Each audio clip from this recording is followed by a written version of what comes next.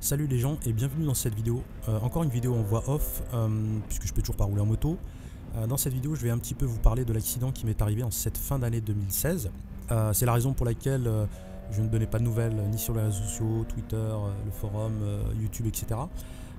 Pour la simple et bonne raison, c'est que cet accident s'est terminé avec les deux poignets pétés, une main pétée, luxation du coude, enfin tout un tas de contusions et de fractures, de bleus, etc. dont je ne vais pas faire la liste ici parce que c'est pas intéressant, mais bon, ça a terminé avec plus de 10 semaines d'ITT, donc d'interruption de travail. Il a même fallu que je négocie pour rentrer plus vite au travail parce que j'ai plein de trucs en retard. Bref, quoi qu'il en soit, je m'estime très heureux, je m'en sors très bien. Voilà, donc cet accident, c'est l'accident le plus con du monde. C'est vraiment l'accident débile, l'accident con par excellence. J'en suis pas fier du tout, c'est mon premier. Globalement, ça s'est passé dans les Ardennes belges. Je me suis pété la gueule tout seul, en ligne droite, comme un grand. Je sais, c'est un peu ridicule. Bref, c'est un réflexe à la con qui m'a coûté cet accident. Donc pas très fier du truc, mais voilà, ça arrive. Ça s'est passé pendant la digestion. Pourquoi je dis ça? Parce que quand j'étais dans le sud, les sudistes faisaient très attention au moment de la digestion parce que c'est souvent là que se passent les accidents. C'est précisément ce qui m'est arrivé. J'étais en pleine digestion, je sortais d'un déjeuner et je suis reparti en mode balade tranquille. Et je sais pas, j'ai totalement bugué. J'ai eu un réflexe de merde. Je ne le comprends toujours pas. Je sais pas comment c'est arrivé, bref, j'ai aucun souvenir de l'accident. Pour partager un petit peu ce que j'ai ressenti à ce moment là, c'est un peu, je sais pas si vous voyez quand vous zappez de chaîne, vous passez d'un programme à un autre, j'étais tranquille à moto, etc. Et puis l'instant d'après, je me suis retrouvé allongé par terre au milieu de la route, j'avais chaud, je discutais avec une dame qui venait du nord, puisqu'elle avait reconnu la plaque, et elle me dit qu'elle était ch'ti, etc. J'étais en train de discuter avec elle. Et l'espace d'un instant, je me disais, mais putain, mais merde, il y a 2 secondes j'étais à moto, qu'est-ce que je fous là, ce serait cool que je retourne à moto, comme si je pouvais revenir en arrière. Enfin bref, le genre de raisonnement complètement con qui nous arrive lors de ces moments-là. Mais voilà, c'est un peu ça, c'est comme si j'avais changé de programme, je m'étais rendu compte de rien du tout. Ce qui est certain, c'est que malgré l'adrénaline, j'avais mal aux mains, mais j'avais des douleurs au bras, c'était assez violent. Ça s'est calmé que quand les urgentistes m'ont donné des tranquillisants. Mais voilà, à part ça, il n'y a pas de gravité plus que ça. Je remercie d'ailleurs ces gens qui se sont arrêtés sur la route et qui ont appelé les secours, etc.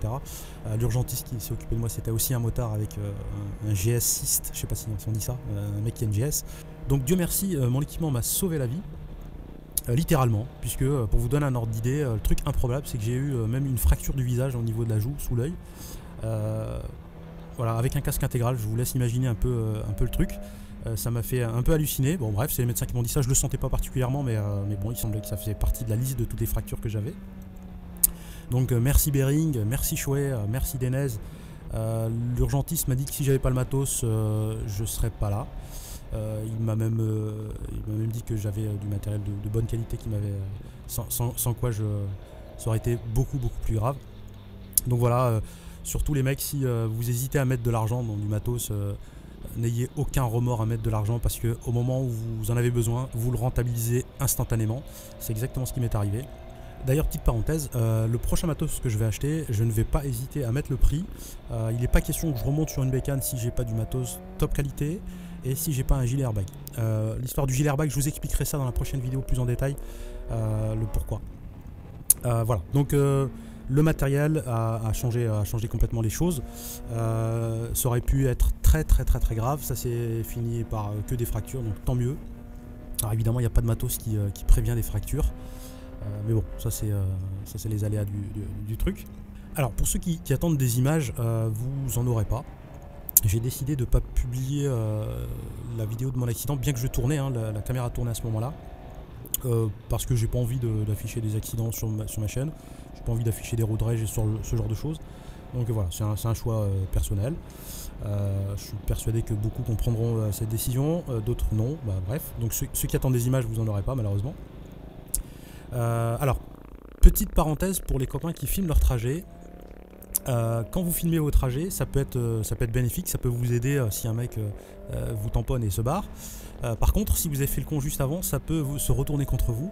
Je vous dis ça parce que en fait, évidemment, quand j'ai eu mon accident, toutes mes affaires sont retrouvées sur le pavé, donc les gens ont gentiment tout ramassé et tout centralisé. Et puis les flics ils sont tombés sur la caméra. Bien que je leur ai expliqué, parce que j'étais conscient, j'avais pas de... J'étais conscient, je leur ai expliqué que je m'étais pété la gueule tout seul comme un con. Mais ils ont quand même embarqué la caméra.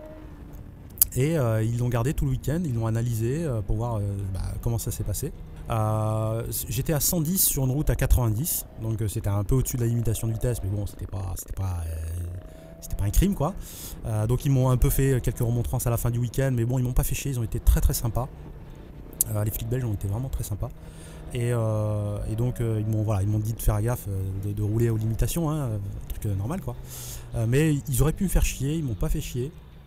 Et donc voilà, c'est vraiment cool de leur part. Voilà, alors l'accident, comment ça s'est passé? C'est très simple. J'étais sur une route en ligne droite. Enfin, c'est une ligne droite des Ardennes, donc c'est un peu sinueux. Enfin, c'est pas tout à fait droit, c'est pas tout à fait en virage. Voilà, on voit le bout, mais voilà, c'est un peu sinueux. Et donc il y avait un Kangoo, une voiture en face, qui avait mordu un peu, qui avait débordé sur ma bande. Mais elle était loin, donc je sais pas pourquoi j'ai eu cette réaction, complètement con. Je me voyais dedans, je sais pas pourquoi. Et en fait, elle avait mordu, mais elle s'était remise dans sa voie normale. Mais le temps qu'elle avait mordu un peu, moi elle m'a fait peur et j'ai eu un réflexe à la con.